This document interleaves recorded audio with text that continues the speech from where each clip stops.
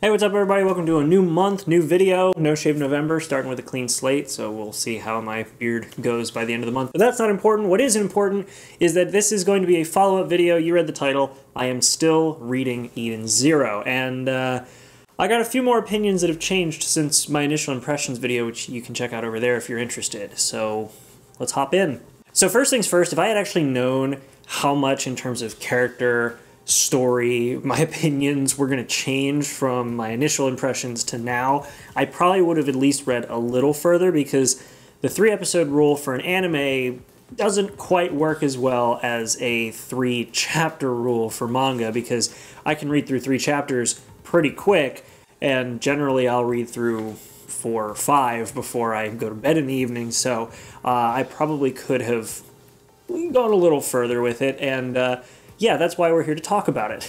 So right out of the gate, in my last video, I sort of critiqued the series for having character design that was eerily similar to another series done by Hiro Mashima, that being Fairy Tail. And we had Shiki looking like Natsu, Rebecca looking like Lucy, we even had Elsie Crimson looking like Urza. Happy literally is just happy. So yeah, I critiqued it. For Happy, at least rightly so, but there are some things that really help these characters stand out that I didn't really have the time to experience with only 3 chapters being read the first time. Also, just for reference, I'm about 40 chapters in. I'm on 42 right now, so I know I still have a lot to go, but we have at least established a large chunk of characters and some tropes that we'll talk about. Also, forgive the uneven lighting. I'm sitting next to a window and there's clouds going by, so yay!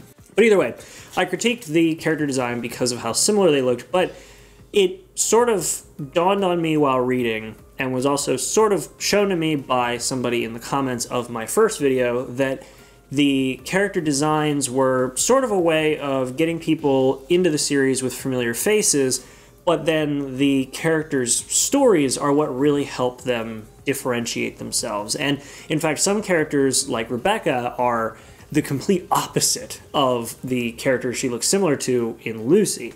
What I mean by this is that in Fairy Tail, Lucy came from a position of basically power, wanting for nothing. She had status with her family name and chose to make her own path with everybody else as a regular person in the Fairy Tail Guild as a wizard.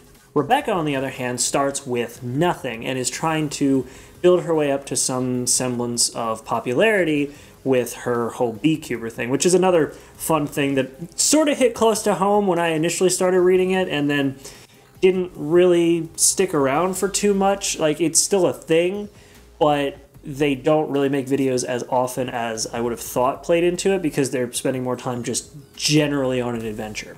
But either way, Rebecca and Lucy, in terms of their backstories, could not be more different, and the characters themselves with their personalities are also fairly different. Shiki and Natsu, however, are fairly similar, raised by an ancient, powerful one who taught them something that is not a commonly known ability, or at least not something that is as powerful as what he has, and if things go the way I expect, infinite possibilities in terms of his power level. Also, the obsession with friendship. Okay, Natsu and Shiki are a bad example. They're basically the same.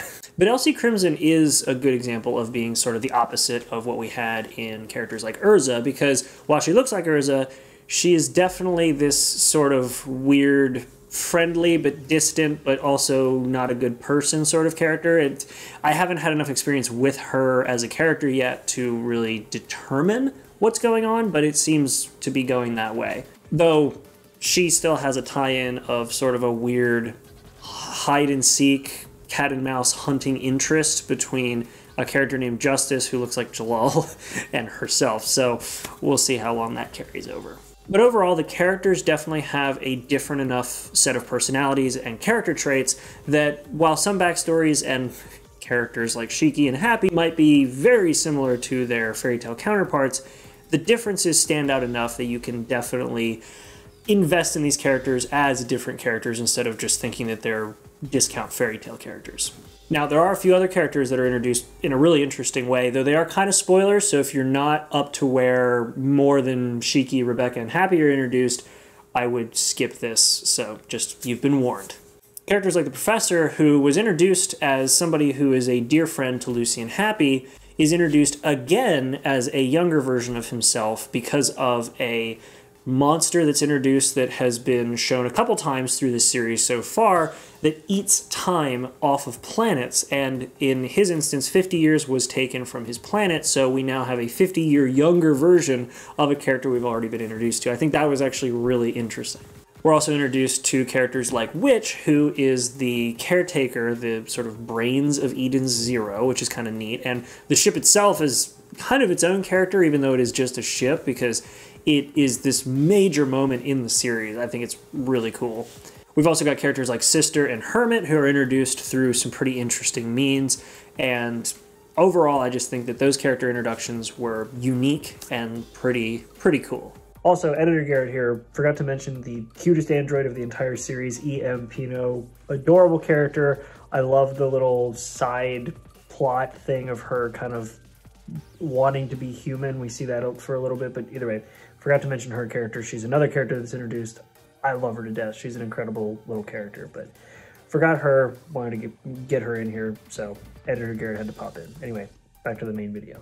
Now, moving on from character, we get into world design and world building, and this is where I feel like Hiro Mashima really sort of gets to show off things he didn't really get to show off in Fairy Tail. For example, Fairy Tail takes place pretty much only on the continent that the Fairy Tail Guild is based on, and they explore that area. And very rarely, I think, in a movie and in the final chapters of Fairy Tail do we actually see them sort of explore other continents in the world. And because of this, it does kind of feel like the creativity was kind of stifled in a way. It's not like it was not there, but it definitely had sort of a limiting, you're in this place now, you're in this place, but it's all still in one place. The difference with Eden Zero is the fact that every place that the characters go to is a world, is a planet, and space is its own place that they have monsters and characters and rules, and we also end up having worlds with their own characters and designs and rules. There's a digital planet, there's a tree planet, there's a regular looking planet that's pretty much just, well, a regular looking planet.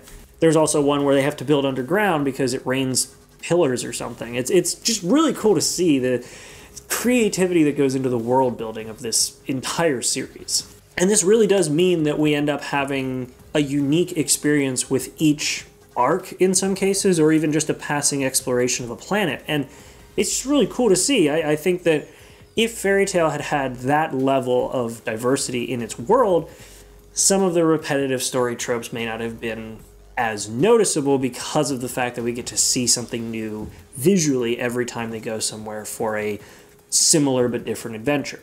Now, speaking of similar but different adventures and story tropes, this is where I talk about things that I thought maybe were a little different, but are actually pretty much the same. A good example of that is the fact that I mentioned that there was fan service, but it seemed to be a little more subtle. No, that is not the case. This is Hiro Mashima. Let's get real. Without getting into any spoilers, there's basically an entire chapter that involves Rebecca being captured, and it's basically fan service the chapter, so, you know, that's a thing. They, of course, have what I've pretty much come to expect with the way that Hiro Mashima introduces different elements of story, which is fan service moments of characters like Rebecca talking with another character while in a bath. It's whatever. You know what? I don't know why I thought it was more subdued. I guess it was just because it was new and early publication, and now it's back to, you know, same old stuff, but whatever. This next one doesn't seem to happen too often, at least not yet, but it's still something that has happened in Fairy Tales. I'm expecting it to happen more in Eden Zero, which is characters introduced as villains becoming friends with the main characters. And that's happened twice so far. So we'll see if that continues. And third is, of course, the one that drove me nuts with Fairy Tail. See Makarov as an example. Characters dying, but not actually dying. And this was actually something that happened with a character alongside coming back as a good guy and a member of the team. They introduced the character as a bad guy. He was killed in defense of our main characters and then brought back as a good guy. So, yeah.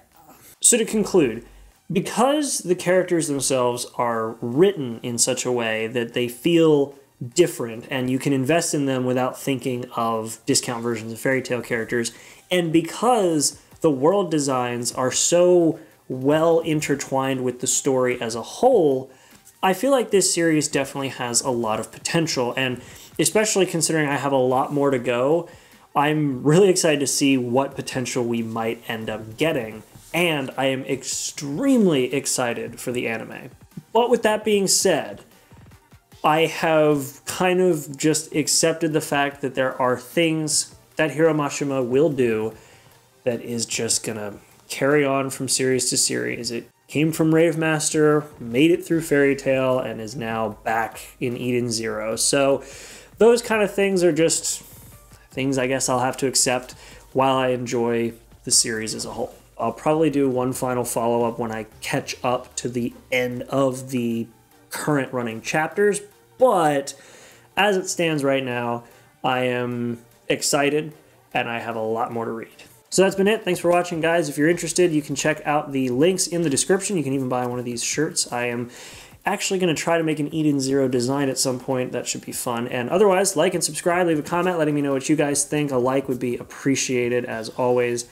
And apart from that, I'll see you guys in the next video. Make sure to be there and have a good one.